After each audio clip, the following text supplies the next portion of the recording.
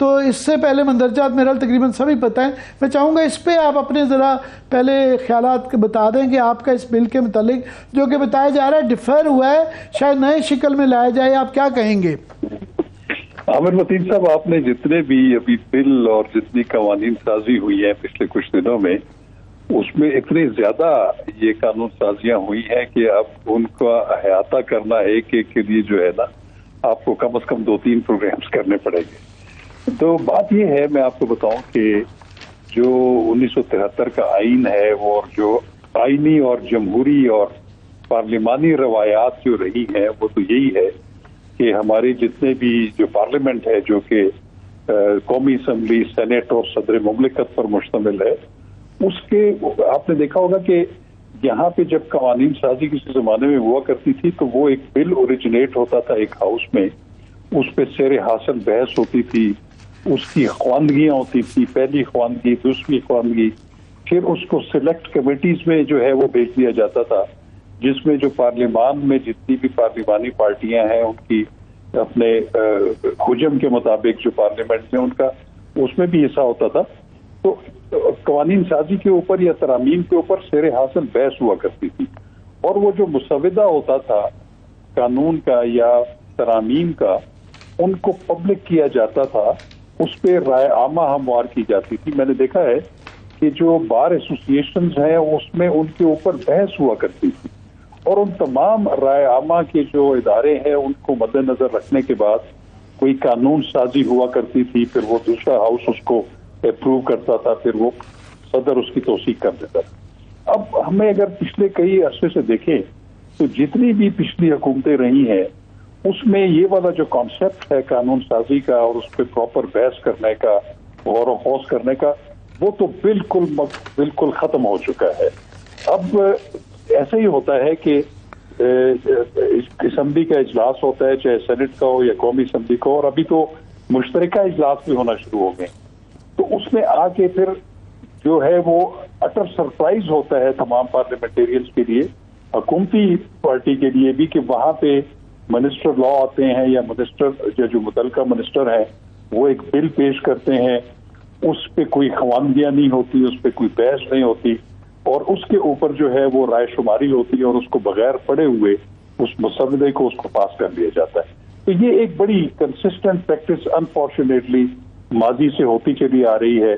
जो पार्लियामेंट का असल रोल है या उनकी जो रवायात। शाह खबर साहब, ये बिल्कुल आप सही फरमा रहे हैं कि इस दफ़ा कोई प्रोसीजर फॉलो नहीं किया जा रहा, और ये बाद में आने वाले वक्तों में पता चलेगा इनके असरात का, जब लोग इसकी देखेंगे, अमल दरामद होने जा रही होगी। मैं क्विकली नाज़रीन के लिए दोबारा, क्योंकि इतने ज़्यादा आ रहे हैं कि लोग और भी नहीं कर पाते कि ये बिल और कानून हैं क्या। तो ये जो इंतहा पसंदी वाला बिल है, इसके अंदर जो कल रिजेक्ट हुआ है, इसके अंदर उन्होंने इंतहा पसंदी की तारीफ में पहले फ़िरका वारियत, मजहबी और नज़रियाती होती थी, अभी सियासी का लफ्ज़ भी डाल दिया है। फिर इसके अंदर जुर्म साबित होने पर फ़र्द या तंजीम की जायदाद और सासे ज़ब्त हो जाएंगे, सारे फ़र्द के भी और तंजीम के भी, यानी अगर लेट से एक पार्टी है उसका पार्टी हेड के अपने सारे सासे भी और पार्टी के भी। और उसके बाद जो है पुरशद्दत इंतहा पसंदी में मुलव्वस अफराद और तंजीमों को लिस्ट 1 और लिस्ट 2 में शामिल किया जाएगा। लिस्ट में शामिल अफराद और तंजीमें इंतखाबात में हिस्सा नहीं ले सकेंगी। वो इसीलिए PTI के वहाँ पे सेनेटर मोहम्मद साहब ने ये कहा कि ये तो टेलर मेड है कि हमारे लिए ही बनाया जा रहा है कि PTI को शामिल ना किया जाए, मगर दूसरी पार्टियों को भी उतनी ही तशवीश थी कि जनाब ये किसी वक्त में बुरा वक्त आने पे हमारे पे भी इस्तेमाल हो सकता है। क्विकली बिल कमेटी में लाए बगैर बयान में पेश किया गया, और उसके बाद फिर ये इरफान सिद्दीकी साहब ने कहा कि कल कोई हमारे पे ये इल्ज़ाम लगेगा, और कामरान मुंसर साहब का ख्याल था कि ये आइन के बिल्कुल मुतकाज़ी है और इसीलिए इसको रिजेक्ट किया गया। तो अब ये नई फॉर्म में ला के अब पता नहीं इसमें क्या चीज़ रिटेन करते हैं क्या नहीं करते हैं, मगर ये प्राइमा फेसाई जो नज़र आता है वो तो सीधा सीधा एक आइन के बुनियादी हकूक़ के ख़िलाफ़ नज़र आता है। देखिए आमिर साहब, आप मैं बताऊं कि ये आप जिस prevention of violent extremist act की बात कर रहे हैं, मैं समझता हूं कि ये इसमें जो हमारे पार्लियामेंटेरियंस हैं जिनकी आपने जिक्र किया, उन्होंने बड़ा राइटली इंटरवीन किया उसके ऊपर, और उस पर फिर जो चेयरमैन सेनेट थे उनको मजबूरन उसको डेफर करना पड़ा। तो ठीक है, वो मैं समझता हूँ कि एक अच्छा एक तासुर है हमारे पार्लियामेंटेरियंस की तरफ से, चाहे वो ट्रेजरी बेंचेस से हैं, उनको ये देखना चाहिए कि कौन सी जो है वो आइन कानून साजी होनी चाहिए और क्या वो आर्टिकल 8 के मुताबिक किसी भी फंडामेंटल राइट जो आइन में दिए गए हैं उससे मुतसादम तो नहीं है वो पूरा लॉ या उसकी शिक। इसको देखना तो बिल्कुल पार्लियामेंटेरियंस का काम है। लेकिन एक चीज मैं आमिर साहब आपको बताऊं कि इस वक्त जो हमारी जो पार्लियामेंट है और खास तौर पे नेशनल असेंबली है, उसमें जो ऑपोजिशन है वो बिल्कुल एक नाम की और एक सिंबॉलिक ऑपोजिशन है। लेकिन मैं आपको इस पे पीटीआई की लीडरशिप को भी मोरद इल्जाम कराऊंगा। उसकी वजह यह है कि जब वोट ऑफ नो कॉन्फिडेंस उनके अगेंस्ट हुआ तो उनको तो अवाम ने मैंडेट दिया था कि उन्होंने कौमी असेंबली में नुमाइंदगी करनी है, तो उनको वहां से निकलना नहीं चाहिए था। उनको पार्लिमानी रवायात की पासदारी करते हुए अपोजिशन में बैठते, और वो जो उनके चेयरमैन है वो अगर वहां पे as a leader of the opposition बैठे होते तो वो बड़ी मजबूत आवाज होती पार्लियामेंट के अंदर। वो इन तमाम चीजों के मुतालिक जो है वो बंद मान सकते थे, एक रायनामा वार कर सकते थे। लेकिन अब अनफॉर्चुनेटली इस वक्त जो अपोजिशन है वो बिल्कुल एक फ्रेंडली अपोजिशन है, जो पार्लिमानी रवायात हैं, क्योंकि अपोजिशन का एक भरपूर किरदार जो है वो अपोजिशन लीडर जो थे राजा रियाज साहब, अभी हाल ही में वो इंटरव्यू में ये कहते पाए गए थे कि मुझे नून लीग वाले टिकट दे रहे हैं, वो छुपाते भी नहीं है इस बात को।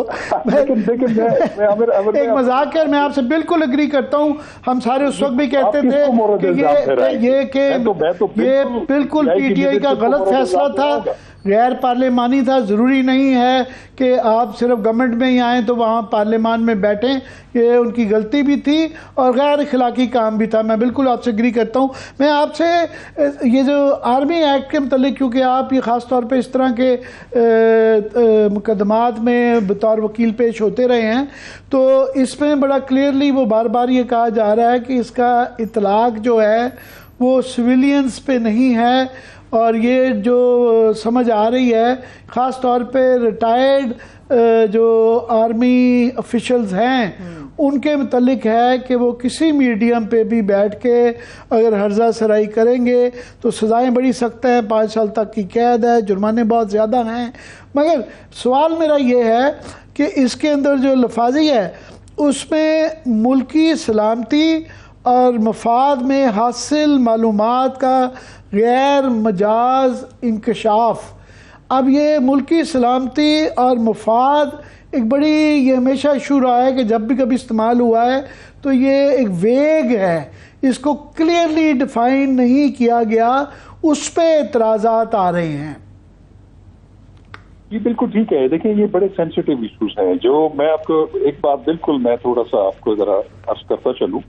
कि हमारे जो आर्मी के रिटायर्ड पर्सनल हैं, चाहे वो जवान हैं, चाहे वो ऑफिसर्स हैं या रिटायर्ड जनरल्स हैं, उनको थोड़ा सा एक चीज के लिए जरूर एक लाइन ड्रॉ करनी पड़ेगी। देखिए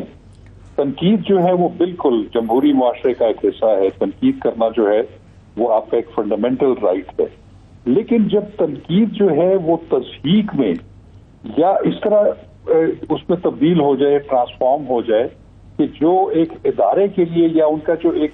जो मनसब उन्होंने खुद रिटेन किया है उसके अगर अगेंस्ट हो, तो वो भी मैं समझता हूँ कि उस पर भी कुछ ना कुछ कदगन होनी चाहिए। लेकिन ऐसी कदगन जो है, मैं ये फिर कहूंगा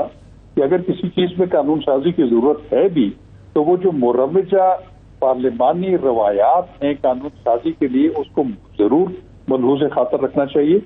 हर एक लॉ की एक सिक के ऊपर बहस होनी चाहिए, और ये देखना चाहिए कि क्या जो कानून साजी हम कर रहे हैं वो पूरा कानून या उसकी कुछ शिकें जो है वो आइन में दिए गए लोगों के बुनियादी हुकूक से मुतसादम तो नहीं है। तो ये तो पहले ही एक होमवर्क पार्लियामेंट को करना चाहिए, फिर उसके ऊपर ऐसा कानून साजी करनी चाहिए। ये मैं जरूर कहूंगा कि जैसे मैंने पहले अर्ज किया कि तनकीद और तस्हीक और जिससे मुल्की जो इदारे हैं वो अंडरमाइन होते हों, तो मैं समझता हूं कि उसमें एक फर्क भी जरूरी है। लेकिन ये बड़ा जो भी इकदाम या को कानून साजी करनी है वो बिल्कुल सोच समझ के और बिल्कुल इसकी एक पूरी स्क्रूटनी के बाद ये करनी चाहिए।